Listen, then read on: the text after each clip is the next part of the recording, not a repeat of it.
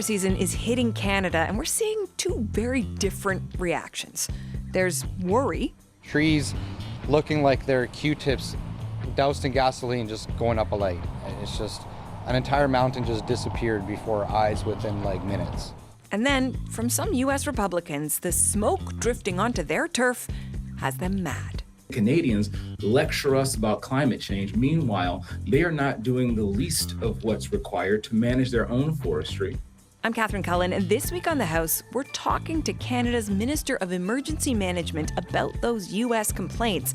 We'll ask her what she says to Canadians who say they weren't warned before fire hit. And we'll discuss whether, when we are feeling the effects of climate change, a new oil pipeline really makes sense. Plus, Conservative infighting spills out into the public. We've got two of Canada's top political writers to dig into the name-calling within the party, some of it fueled by Pierre Poilievre. And the future of food. Plants that don't need bees for pollination, beef grown in a lab. We'll hear the pitch for why technology could see almost all of the food we eat made right here in Canada. But we start with wildfires and blowback from south of the border. The House is now in session. This could potentially overtake us here. This is getting a little scary. The video of a CN train in northern Ontario surrounded by walls of orange flames is more than a little scary. Okay, y'all need to hurry up here. Seriously, we're encased in flames now. It's a reminder of just how sudden and overwhelming wildfires can be. This week, people in several provinces had to evacuate their homes, and others worry they're next. So, is Canada prepared? And what about those complaints from some U.S. members of Congress about smoke from the fires? Eleanor Olszewski is the Federal Minister for Emergency Management. We spoke Thursday while she was in her riding of Edmonton Centre. Minister, thanks for making the time. Thank you so much for having me. Let's start with people whose homes and lives have been put in jeopardy here. Gina Dupuis is a member of the White Sand First Nation in Northern Ontario. She says there were no updates when the fire hit her community and no support to fight it. I felt like we were just kind of left in the dark. I didn't know that there was no efforts being made. That's when I decided to leave, is when I realized there was a fire close. There was nothing being done to that fire. So I decided as a single mother that I'm going to pack my kids and go, because I couldn't be stuck there. It's not just her. The chief of the Namagusagung First Nation said the federal and provincial governments turned a blind eye and a deaf ear to their cries for help. What went wrong here, Minister? Actually, I don't believe that anything did go wrong in this situation regarding the wildfires in Ontario.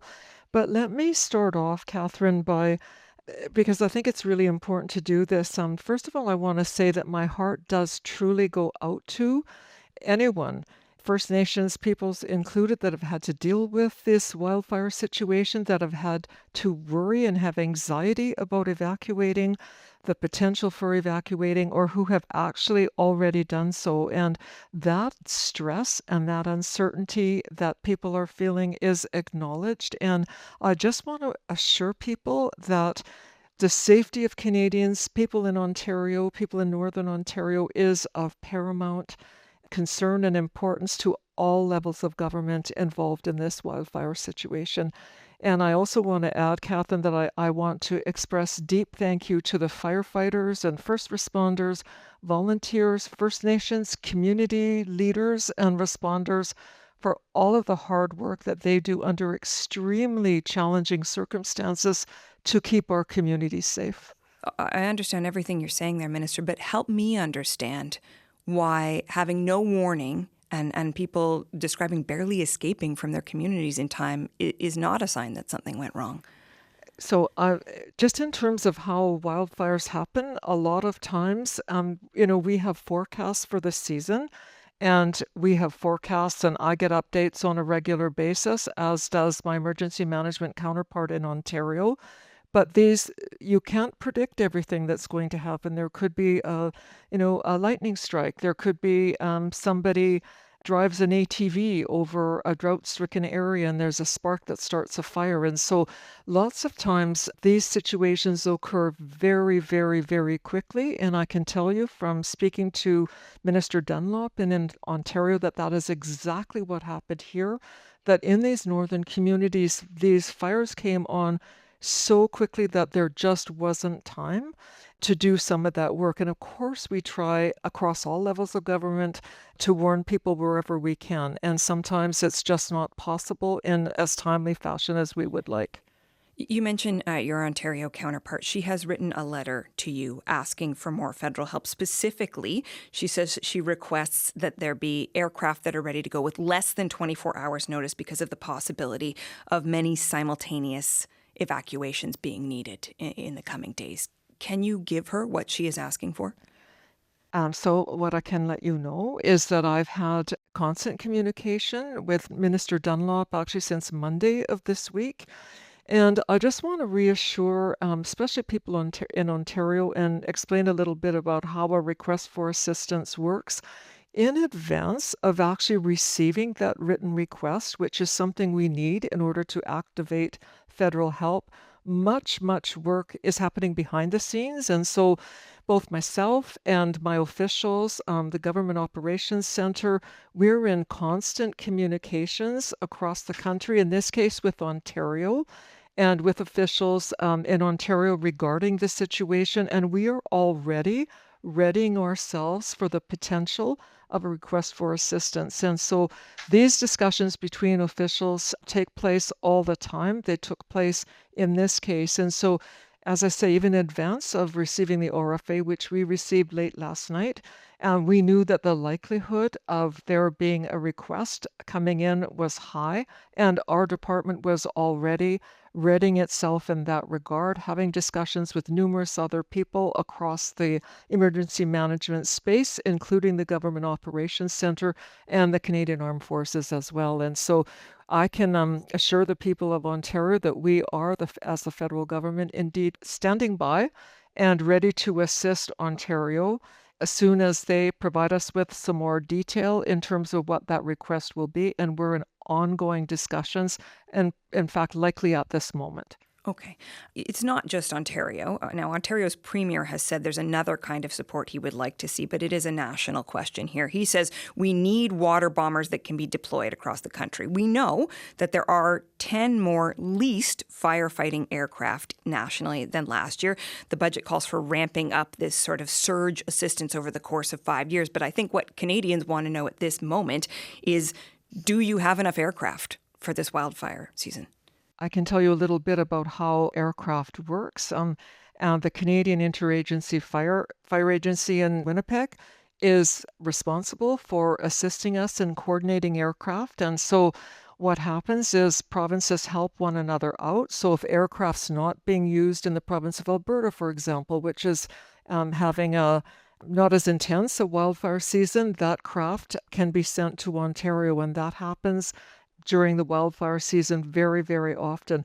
This is the first year that the federal government has actually leased firefighting assets, and we entered into those arrangements a couple of months ago, and I can advise Canadians that each and every one of those 10 aircraft, there's a Bird Dog, 4 water bombers, and 4 heavy lift helicopters, they're all in use across the country at this moment fighting wildfires, and they have been since the season started. And there are a number of them in Ontario at the present time. I'm just trying to understand, Minister, whether that means that you need more. At the present time, we have sufficient aircraft. Okay. These fires are coming just a couple of weeks after the Prime Minister announced support for a new oil pipeline from Alberta to the West Coast. Alberta hopes to double its oil production in the next 10 to 15 years. And the Prime Minister has suggested we are going to miss upcoming climate targets. Scientists say climate change makes wildfires bigger, hotter, and more destructive. How would you explain to someone affected by these wildfires why we are not prioritizing decreasing our emissions right now? Catherine, the first thing I would say is that we are absolutely, we've not reduced our commitment to climate action. And I think that that's the first thing that I would want to say to people. But, we need to... But saying you're going to miss the targets isn't reducing commitment to climate action? So what I would like to say is that we haven't changed our commitment to climate action, but it's necessary for us to adapt our approach given the moment in time that we are in. And that moment in time includes things like global trade tensions, and that actually requires Alberta and Canada to make the most of its natural resources and to diversify our export markets. At the same time, we know that disasters such as wildfires, they are becoming more intense and they're becoming more frequent. So I said that doesn't change our commitment. We're pursuing solutions that advance both our economic objective and our environmental objectives as well. And that includes investing in things like carbon capture, in clean electricity, in creating opportunities across the way with respect to nation-building infrastructure that does reduce emissions. And so we are absolutely committed to those climate goals. And at the same time, we, and in my department as well, but in other departments across our government, we are working on helping communities prepare for the impacts they're already experiencing. We're helping communities prepare for wildfires, floods, by strengthening our emergency management system and supporting a number of other initiatives. Minister, I do want to get one more question in here because you mentioned international trade, international relationships. 4 members of Congress from Michigan have written to Mark Carney taking issue with how the smoke from Canadian fires is affecting their communities. They call it unacceptable. They demand what they say is real action. Here is one of them, Congressman John James. He says this is a final warning to Canada. It's part of an interview he posted online. We deserve to have clean air and clean water. And the Canadians lecture us about climate change. Meanwhile, they are not doing the least of what's required to manage their own forestry. What do you say to him? A couple of things. I guess, first of all, my job is to protect Canadians for the impacts of natural disasters such as wildfires.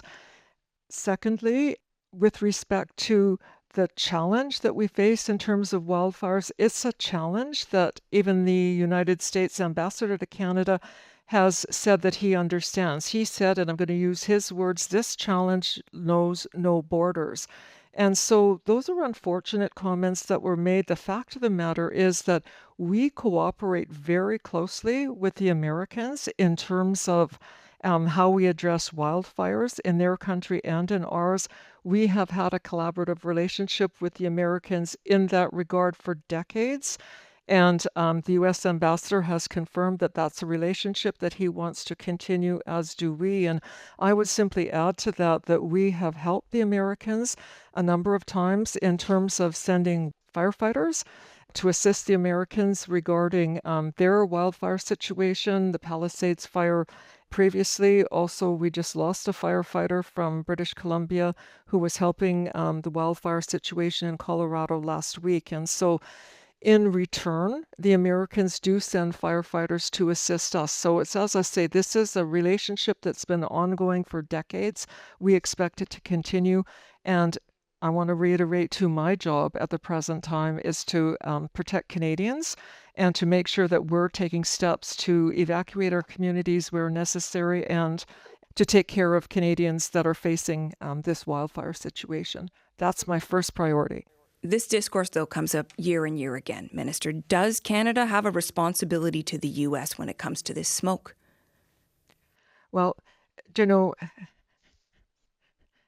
it's like I say, the challenge doesn't know any borders. And you could argue that we have mutual responsibilities, but the fact of the matter is we're addressing those responsibilities by forest management techniques for one, but also by responding, making sure our response to wildfires is as robust as it can possibly be.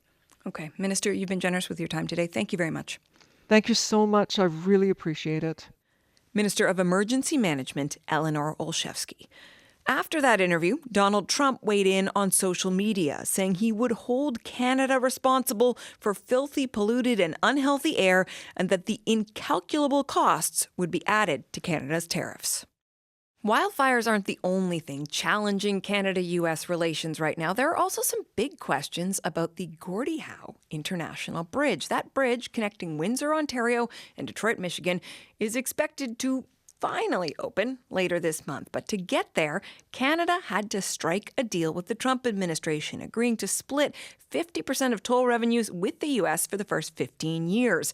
It's important to note that Canada paid for the whole bridge at a cost of $6.4 billion. And Mark Carney insists Canada will get its money back before splitting the revenue.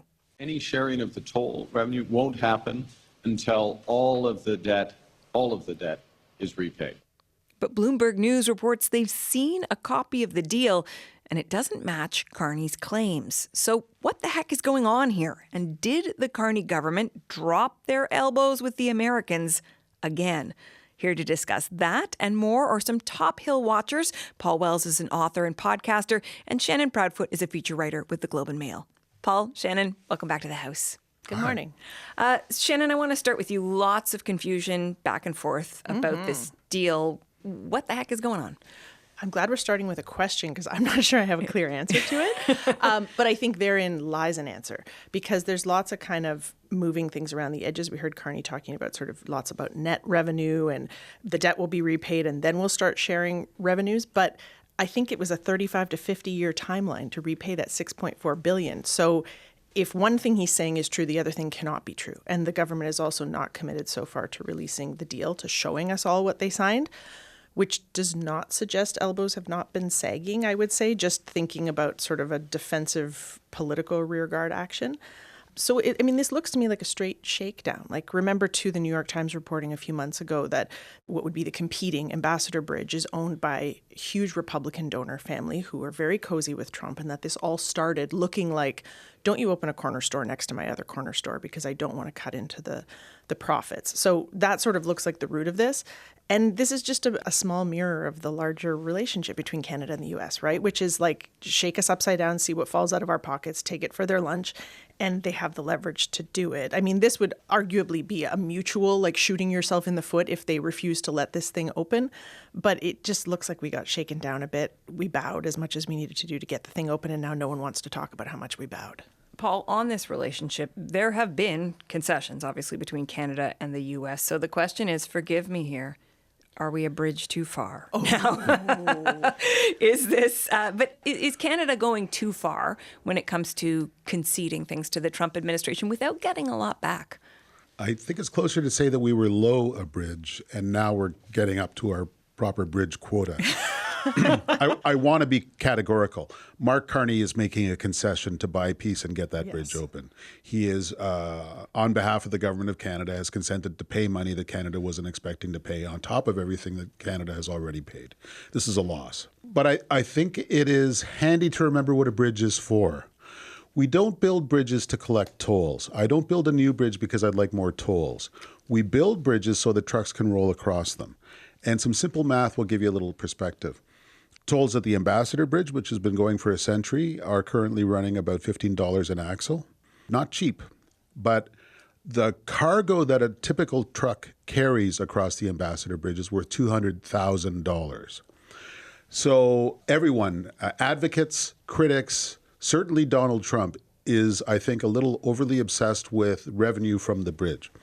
I grew up in Sarnia. At the Blue Water Bridge, an hour north of these disputed bridges, I also grew up in a bridge town. This is a perfect panel for this conversation. This is resident bridge experts.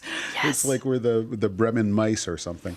Annual revenue from the Blue Water Bridge is about $60 million.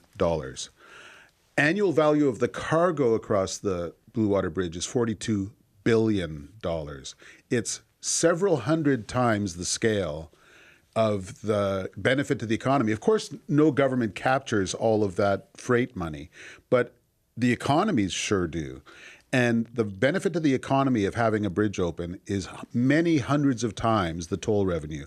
So we're very much missing the forest for the trees here. But doesn't that argument, which I take your point, those benefits accrue to both countries. We still paid for the bridge that gives us those massive economic benefits, right? So we still paid for the infrastructure that's going to benefit both sides. Yeah, but it's like me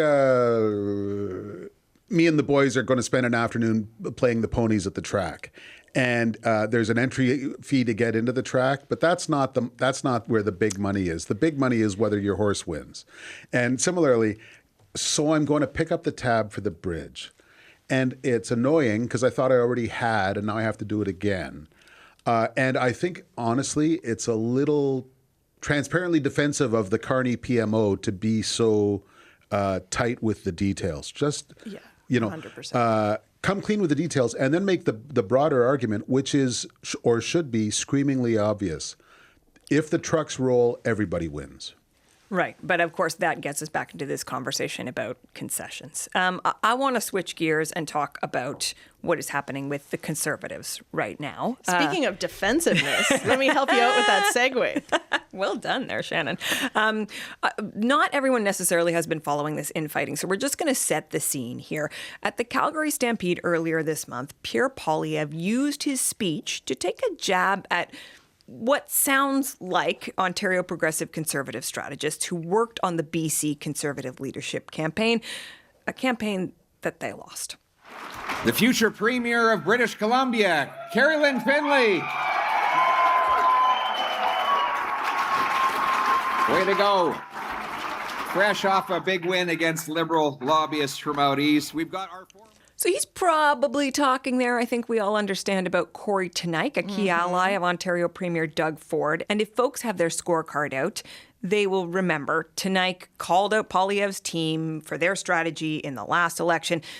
No surprise, Corey Teneycke did not pull any punches when he replied to Poilievre on the Curse of Politics podcast this week.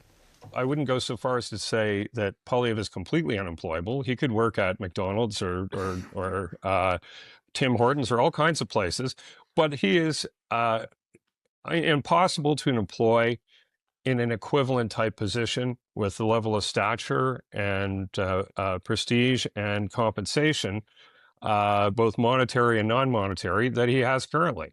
And I think his entire ego and self-image is wrapped up and frozen in time in 2024, where it looked like he was going to be prime minister. Now that it is very clear to everyone in the world, except perhaps him and a handful of trolls online, that ain't ever going to happen. Ouch. Paul, I'll start with you. Why did Poilievre take this infighting public? First of all, you can get decent salary and benefits at McDonald's, eh? So don't badmouth. No Stornoway, though. You do not get to live in Stornoway, best of my knowledge. I think there's a widely accepted arc among Poilievre observers this year, which is that he decided to moderate to seem like a builder of bigger tents so that he could make himself more credible for future consideration as a prime minister of a big country. And the polls didn't move immediately, so he said to hell with it.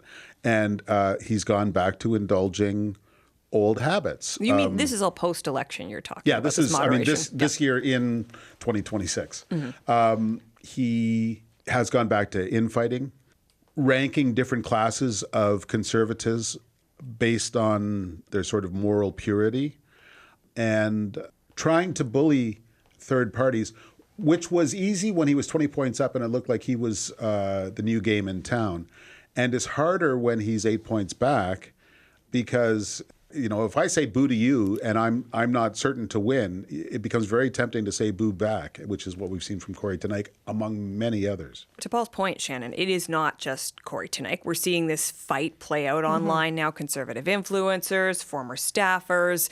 I mean, we heard Teneycke say in that clip, Poilievre's never going to be prime minister. What is happening with the Conservative Party right now? Is this Pierre Poilievre losing his grip on the party?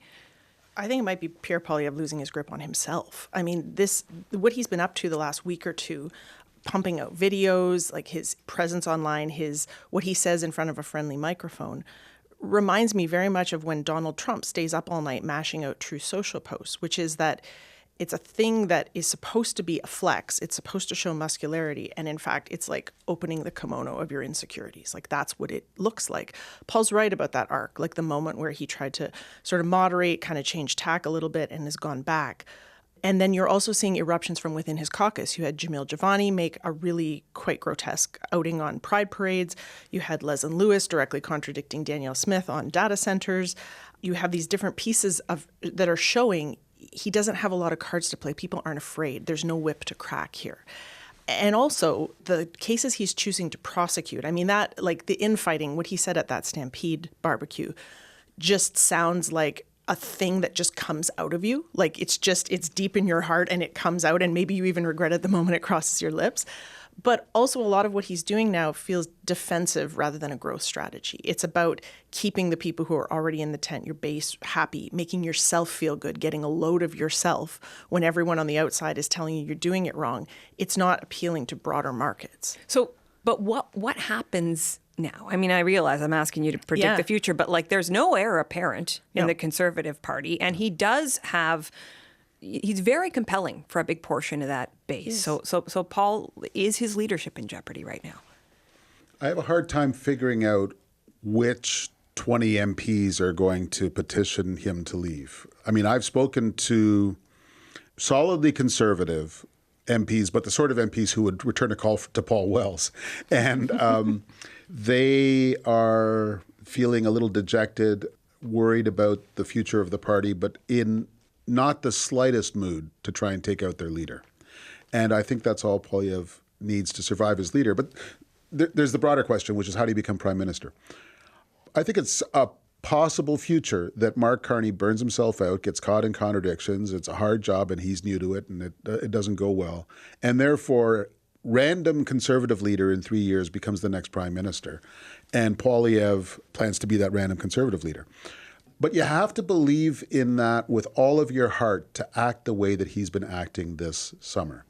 Caroline Elliott is the second most popular Conservative in British Columbia. That is, we should say for folks, that is the BC Conservative leadership candidate that Corey Teneycke was running the campaign for. Yeah, like she didn't get one mail-in vote from a Toronto bistro, right? Like she had broad support in the party.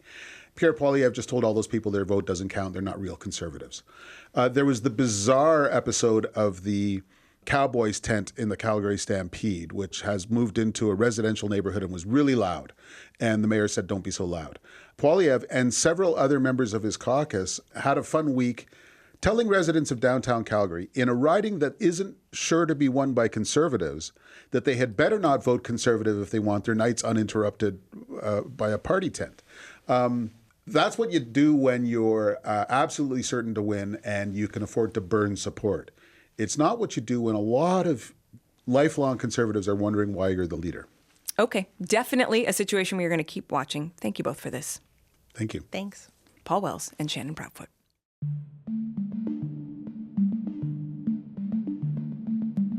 We've got lots more coming up on the House podcast.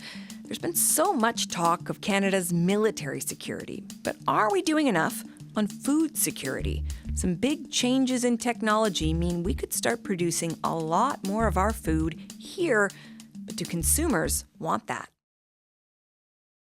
I'm Catherine Cullen. You're listening to The House, making politics make sense. Make sure to give us a follow so you never miss an episode, and tell us what you think of the show. You can email us at thehouse@cbc.ca.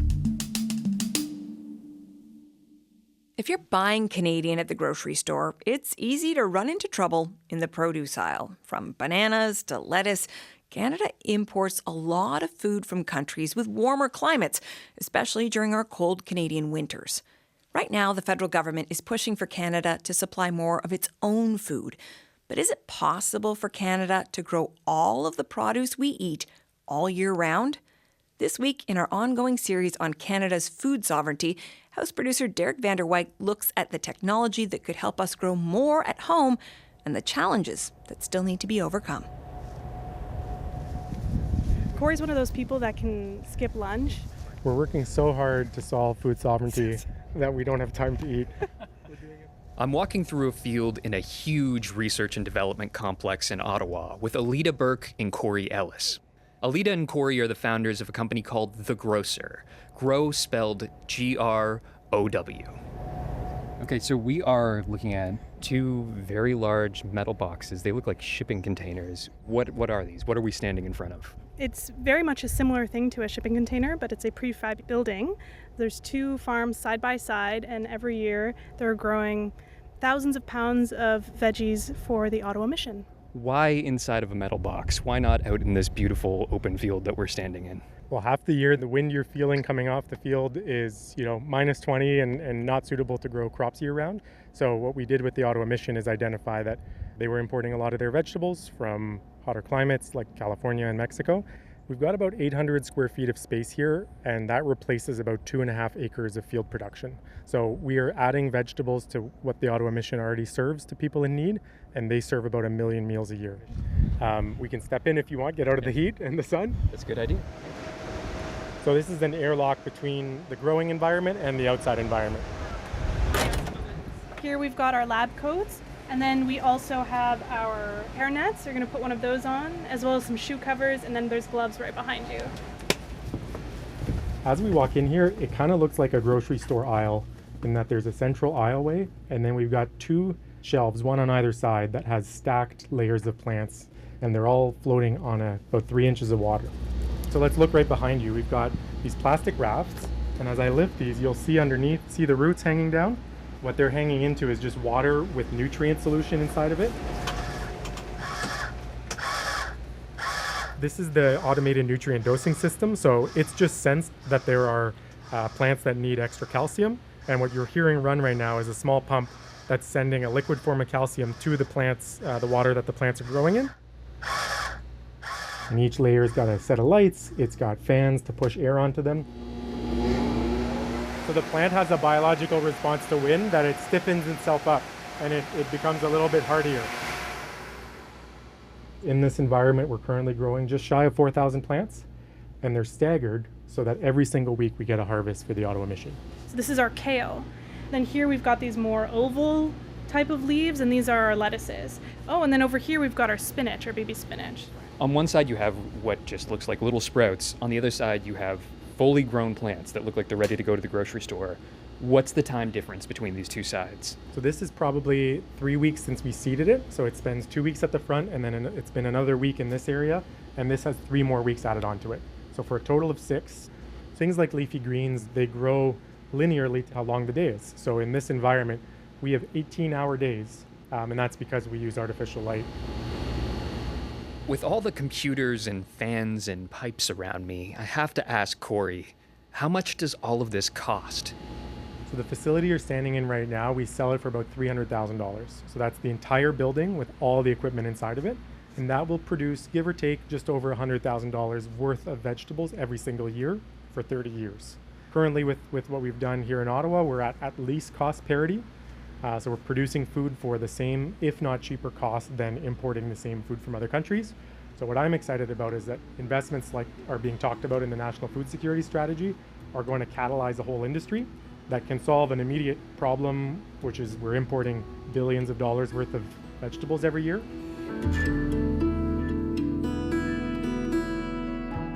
The federal Liberals unveiled the food strategy Corey mentioned there just last month. The core is to move from reliance to resilience, because a country that can't feed itself or fuel itself or defend itself isn't truly sovereign.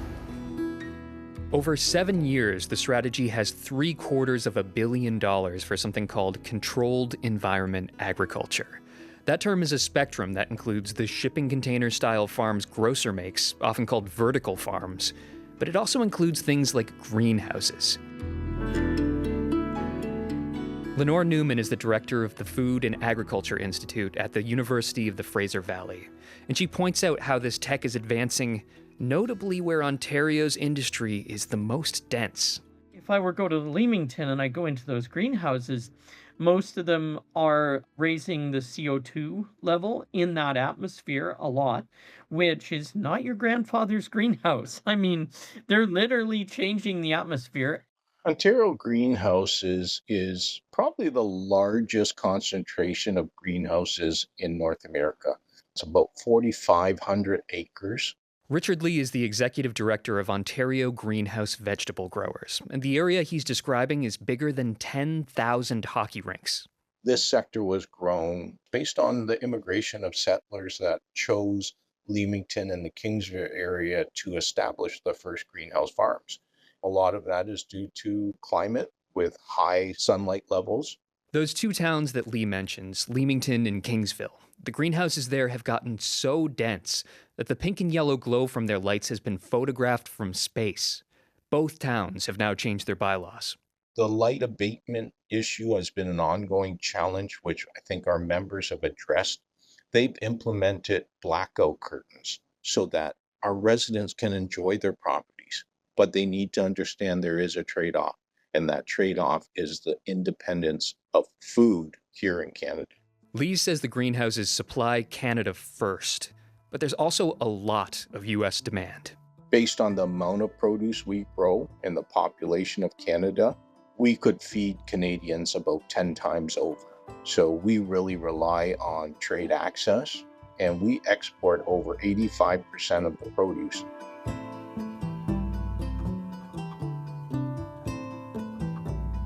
And Lee says the US and Canada depend on each other for different kinds of produce. At the same time that food is being exported, the new national food strategy says Canada is importing almost 90% of its fruit and nuts, plus over 70% of its vegetables.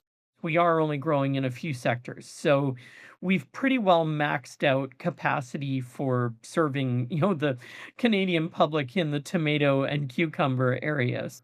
Where we're really falling down is lettuce, for example, small fruits. In other parts of the world, they're starting to grow those indoors. We're still largely sourcing from California and Mexico. I asked Newman why she thinks Canada is behind on what it grows indoors. The real truth is, for a long time, we didn't need to think about it.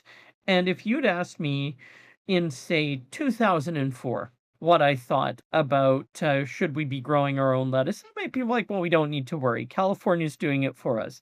Since then, we've seen climate disruption in California, a radical shift in trade policy from 2008 onward, and suddenly we're in a world where we just can't take overseas supply for granted.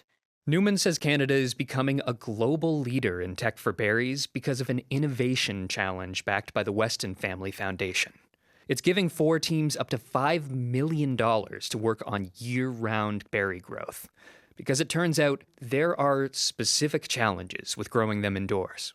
Bees are really commonly used in greenhouses all over North America in order to produce fruit, but bees do not fly very well indoors where there's no natural sunlight. Bees get really confused and they don't pollinate at all. Leslie Campbell is a professor of plant biology at Toronto Metropolitan University. She and her research partner Habiba Bougarara are finalists in the challenge for their work on raspberries. Our vertical farm, it has nozzles that blow air around the space that allows us to pollinate without the need for bees, transforming the typical vertical farm, which is indoors and usually growing leafy greens, and we're transforming that into something that can produce fruit, which requires pollination. Campbell is also working on other research on how to communicate with plants. They whisper to themselves, not in voices, but in electrical currents. And we can interpret those electrical currents using machine learning or artificial intelligence. So imagine a plant says it's too dark, and the farm hears it and makes the lights brighter. We're interpreting what they're saying and then understanding how to grow them better. So given all of Canada's greenhouses and this futuristic tech, just how much of the produce that Canadians eat can actually be grown at home? We could grow all of it. We would just lose a lot of money. If for some reason we had to, we have enough energy, we could grow everything we needed, but we never would. And that is fine, because trade makes the world food system much more resilient and more efficient. The cost and the energy are both factors here. Canada's greenhouses use a lot of electricity and natural gas for heat and light, and Lee says the infrastructure isn't always keeping up. Grid demands are exceeding what growers need to expand. We've had costs skyrocket up to 10 times due to demand of electricity and supply. When I asked Professor Newman whether all of these energy needs are sustainable, she says it can be cleaner than importing produce, but it really depends on the kind of energy we use. If you're using renewable energy in Canada, there is much less embodied energy than you find in the California product, because you're not putting it on a truck and driving it across the continent. Also, the water use in California is becoming a real sticking point. They're short of water. They're going to be even shorter of water in the future. we have to ask ourselves, are they really going to want to export their water to us in the form of vegetables? Professor Campbell and her team have been working on recycling heat to cut down on the energy use, but she acknowledges overall costs are still a challenge. If we were to be selling our raspberries right now, I think it would be something like $17 for a punnet of raspberries. Totally cost ineffective. But just like the solar panels were not cost effective when they first came out, and now they're extraordinarily cost effective. The other thing is that for people living in some parts of Canada, if we think about way up north, it becomes extraordinarily expensive to get any high quality fresh fruit or vegetables. And so in some places it is cost appropriate to install one of these. Back inside grocers' metal boxes, Corey Ellis and Alita Burke tell me the same thing, that this kind of growing isn't a silver bullet to produce all of Canada's food at home. So what we're not trying to do is to replace the farm, we're trying to add to the farm. This allows us to bring the farm to the consumer no matter what part of Canada you live in. We've now deployed just over 150 of these farms in every single province and territory. For The House, I'm Derek Vanderwyk. So clearly, technology is changing how we grow in Canada. But could it lead to enough change that Canada could grow nearly all of our food here? That's a pretty big shift, given what we just heard about importing 90% of some foods. My next guest, though, thinks a food revolution is possible. John Lomo is the co-founder of Fieldless Farms. They do vertical farming, similar to what we just heard about. He exited that business earlier this year. These days, he's a managing partner at the strategic consulting firm Catalyze 4, where his work includes a focus on food sovereignty. Welcome to the House. Thanks for having me. So why would we want to grow all of our food here? I mean, we are a cold country. Does it really make sense as a pitch? Yeah, I mean, we need to be resilient. You know, the Prime Minister said it really well in his speech on this. A country that can't feed itself, fuel itself, or defend itself does not have true sovereignty. And so that is a huge part of this. We have seen the supply shocks of the last several years, the pandemic, geopolitics, a bit from climate disruption, although we haven't seen nearly what that will wreak in the future. And so we need to be able to protect ourselves from those shocks. I certainly want to talk about price, but just with this basic premise where we are making almost all of our own food. I mean, I can imagine people listening to this show who are farmers who say, I'd love to sell my pulses and my oils here in Canada, but the market is overseas. It just doesn't make sense for me. What would you say to them? Yeah, well, we certainly don't have the capacity to do the processing here. And so building out that capacity, both under the premise of feeding ourselves and also exporting higher value goods. Because right now, our exports are focused on low value goods. When you displace imports or when you export processed foods or higher value goods, your GDP impact is significantly higher, like to the tune of double. So there's an economic case here in your view, not just a sovereignty It's case. a huge opportunity. Okay. I want you to help me see it because your argument here is that we would do this because of technology. We just heard of some interesting and arguably kind of sci-fi examples where the plants are telling us what they want. Can you give me a visceral example of what might need to look different in order for us to do this? Yeah, I mean, and it gets way more sci-fi than that, by the way. Bring it on. We could get into it. You know, at the end of the day, what's happening is the food system is mostly because of necessity, starting to decouple from land and from labor and the things that constrain it today and what make it really expensive when costs spike or when these constraints really come down on the food system. So there are technologies that are emerging that help do this decoupling. Controlled environment agriculture is one of them. A tight amount of control over growing food can actually extend beyond the sort of traditional view of agriculture.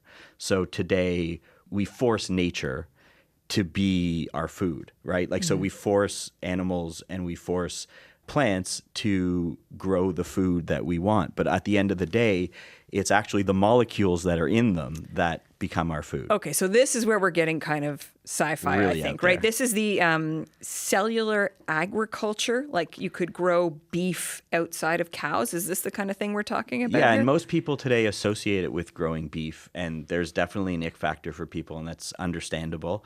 Although there's ways to argue for sure that it's cleaner beef and healthier beef, and there's more you could actually do with it flavor-wise and all these great things. But it's easier to think about it when you think about plants or things that we actually don't grow here at all and can't grow here, like chocolate from the cacao plant. There's a company in Canada that is using spent coffee grinds, all kinds of different feedstocks to be able to turn them into molecularly identical, or in some cases just alternative to cocoa and chocolate.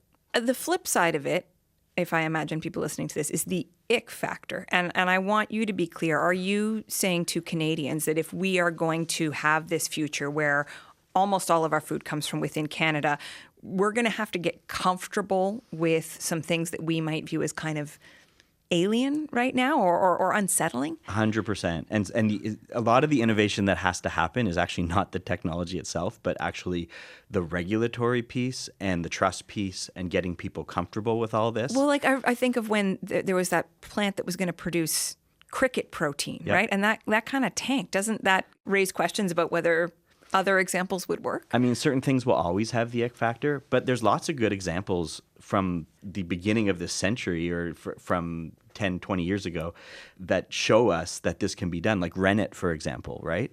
Rennet? Rennet is used to make cheese. Okay. So we used to get it from the stomachs of calves. It was an arduous process and obviously not very humane. And so now it's done through precision fermentation using yeast with a calf gene inserted into it. And there's lots of other examples: insulin, citric acid, B2.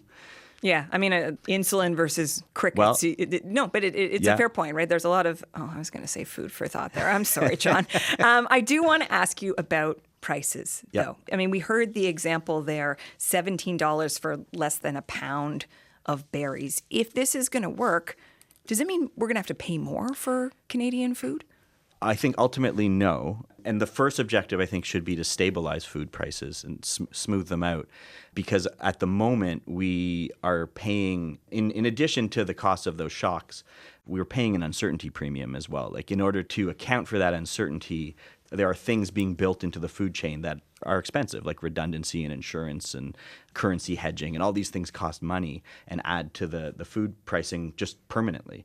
So whereas you're saying, like, if we take the example of what we just heard about, if I'm growing food in a box, basically, pardon the sort of crude description there, I have more control and therefore the price is more of a sure thing? It is more stable. Okay. I'm not saying yet that it's bringing it down. Now, in order to bring it down, the real key ingredient to food in the future is going to be electricity, more than anything else, more than land, more than labor. And these new technologies like precision fermentation and cellular agriculture, there's even molecular synthesis where you're actually just making food from thin air.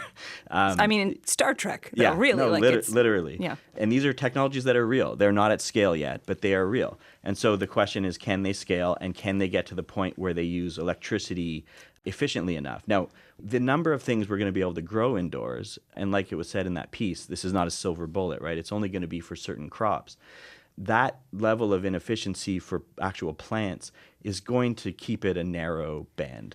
And so we're going to need to intervene at the molecular level where you can use energy much more efficiently. The thing is, we have AI data centers that want this energy. We have electric vehicles that want this energy. You're nodding your head here. How realistic is it that as a country, we're going to be able to, I know there's a plan by the government to double the grid by 2050, but there's also a lot of demand. How realistic is it that we can supply that energy? Yeah, I mean, that's the biggest question. Like the food strategy came out. It was a good food strategy. Generally, I thought it was way better than anything we've ever seen, but it lacked the connection to the electricity strategy, which I think is the most important piece, which came out later. Let me ask you, we only have a moment left here. You're advocating for something, saying this is what we ought to do, and it has some pretty fascinating components to it, that we ought to grow more of our own food, certainly. Yes. But how likely do you think it is that this is what we're going to do, given what the situation looks like right now? It's an excellent question. We want food sovereignty. We see the need for it. so does every other country that's out there. It is going to be the countries who identify that default food sovereignty is the position that most are going to want, and it's going to be those countries who provide the technologies that enable food sovereignty. And so we kind of have to figure out how to bring our farms that we love and want to succeed along with this transformation to use this technology and to sort of walk and chew gum at the same time, right? It is a fascinating conversation at a fascinating moment. Thank you for bringing us your perspective, John. My pleasure. Entrepreneur John Lomo. Okay, that is it for us this week. Our crew on the House is Laura Glowacki, Benjamin Lopez-Steven, and our senior producer this week was Derek Vanderwyk. Technical production by Miguel Plant. I'm Catherine Cullen. Thank you so much for listening.